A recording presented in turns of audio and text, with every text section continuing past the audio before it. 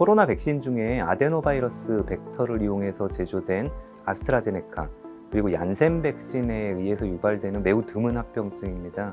알려진 기전으로는 일종의 자가 항체가 생기면서 혈소판을 파괴해서 혈소판 숫자가 떨어지고 그리고 동시에 혈전증이 생기는 질환입니다.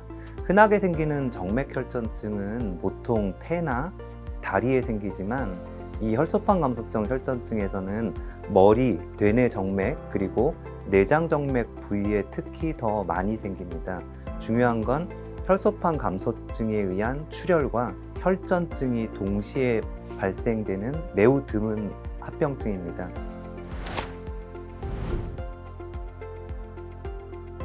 혈소판 감소성 혈전증이 혈소판 감소와 혈전이 동시에 생기기 때문에 그 양쪽에 해당되는 의심 질환을 꼭 알아야 되겠습니다.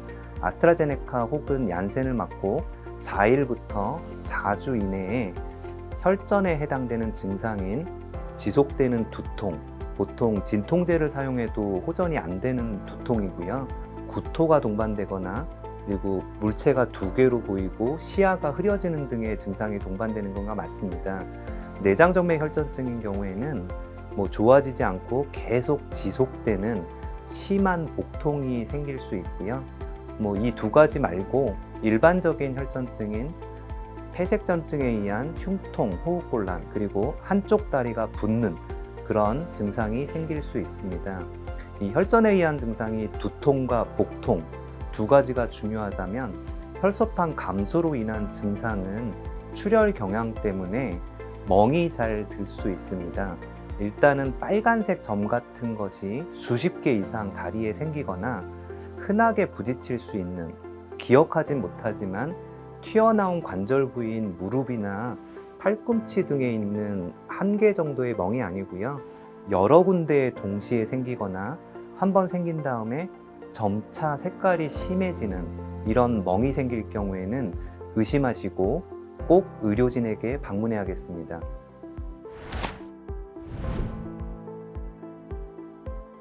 지금까지 말씀드린 것처럼 반드시 2가지 혈소판 감소를 일반 혈액검사라는 혈액검사로 확인해야 되고요. 그리고 혈전이 있는 것을 영상검사에서 확인해야 됩니다. 중요한 것은 일반적으로 찍는 CT나 MRI가 아니고 뇌정맥동, 내장정맥이 둘 다 정맥이기 때문에 정맥 조형을 통한 CT나 MRI를 해야 되겠습니다. 이런 혈소판 감소와 혈전 2가지를 진단하고 나면 반드시 중앙검사실에 항-PF4 항체라는 확진 검사를 의뢰해야 됩니다. 이런 방법으로 진단된 사례는 우리나라에서는 지금까지 2건의 30대 남자에서 발생하였고 2건 모두 뇌정맥동 혈전이었습니다. 100만 건당 0.2건, 그리고 50세 미만에 국한하자면 100만 접종당 1.1건 정도입니다.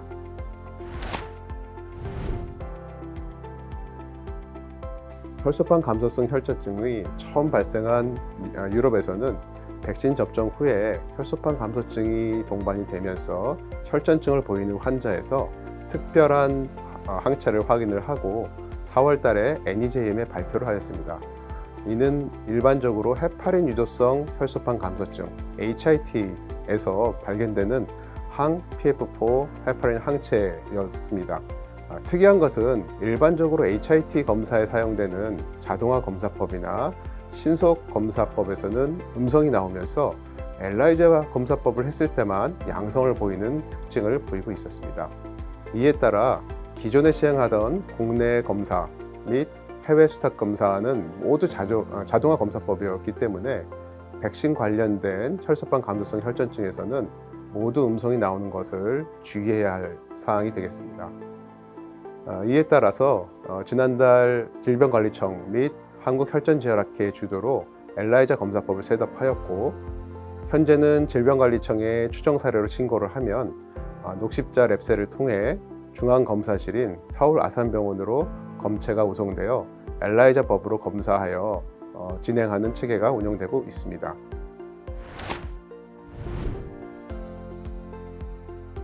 네, 의심 사례가 발생할 경우에는 이상 반응 신고 시스템에 등록하면 질병관리청에서 검체를 운송할 수 있는 방법을 알려드립니다.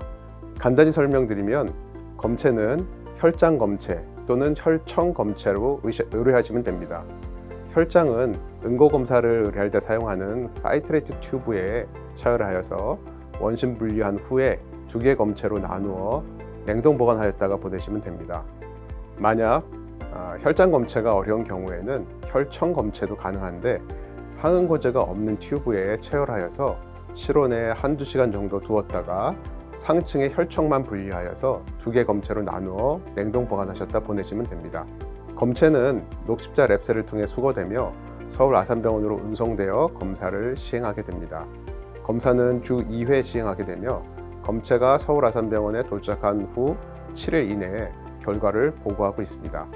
결과는 보내주신 기초조사서에 기관 연락처에 기록된 이메일 또는 유선으로 보고 드리게 됩니다. 우선은 금해야 하는 치료법 2가지를 말씀드리겠습니다. 혈소판 감소성 혈전증의 병태 생리가 체내 혈소판에 대한 자가항체가 형성되고 이 항체는 혈전 치료의 근간이 되는 헤파린, 저분자량 헤파린에 반응하므로 혈소판 수치가 낮다고 수혈을 하거나 헤파린, 저분자량 헤파린을 1차 항응고제로 사용하는 경우 면역 반응이 더 극대화되면서 임상 경과가 악화될 가능성이 매우 높으므로 피해야 합니다. 혈소판 수치를 상승시킬 목적으로 정주 면역 글로불린과 스테로이드를 동시에 사용하여야 합니다. 만약 이 2가지 치료에도 혈소판 수치가 오르지 않을 경우 혈장 교환술을 통해서 자가항체를 제거하는 것도 고려하셔야 합니다. 아울러 이 2가지 금기 항응고제 헤파린과 저분자량 헤파린이 있기는 하지만 혈전을 빨리 녹여야 증상이 호전되고 임상 경과가 호전될 수 있으므로 항응고제도 반드시 사용하여야 합니다. 대상자가 경구 투약이 불가능한 경우에는 기존 헤파린 유도성 혈소판 감소증의 치료제인 아가트로반을 정주로 사용할 수 있고요. 경구 투약이 가능하다면 새로운 경구 항응고제인 리바록사반, 아픽사반, 에독사반 및 다비가트란도 환자의 상태에 맞추어서 투약을 고려할 수 있습니다.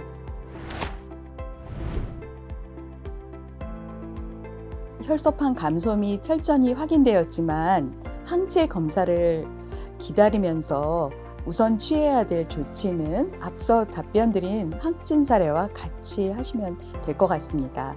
특히 대상자의 중증도가 높은 경우 결과가 나오기 전이라도 D-다이머가 유의하게 상승된 경우에는 항체 검사 양성의 가능성이 매우 크기 때문에 금해야 될 2가지 치료법, 혈소판 수혈과 헤파린 혹은 저분자량 헤파린의 사용을 자제하고 면역 억제제, 아까 말씀드린 스테로이드와 면역글로불린을 사용하시면서 항응고제도 사용을 같이 하시면서 결과를 기다리셔야 할 것 같습니다.